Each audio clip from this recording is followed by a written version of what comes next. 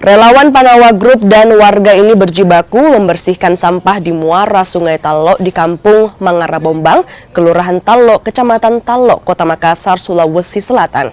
Aksi bersih sungai ini dilakukan mengingat banyak sampah yang berserakan di muara Sungai Talok. Selain itu, aksi ini juga untuk menggugah warga agar tak membuang sampah sembarang, apalagi di sungai dan laut. Kalau kondisinya sih sepertinya agak sedikit buruk ya. Kalau menurut aku agar tidak terjadi penumpukan sampah seperti ini di lingkungan kita, sebaiknya kita harus membersihkan setiap hari agar senantiasa bersih dan kita hidup di lingkungan yang sehat. Recycle, reduce, dan reuse, jadi sampah yang akan dihasilkan nanti pada saat bersih-bersih ini itu bukan berakhir di TPA, tapi nanti akan diolah kembali dan akan dibawa ke perusahaan kami untuk kami recycle kembali menjadi produk kembali. Nah, jadi yang dihasilkan di sini akan kami sortir, akan kami olah, akan kami recycle kembali.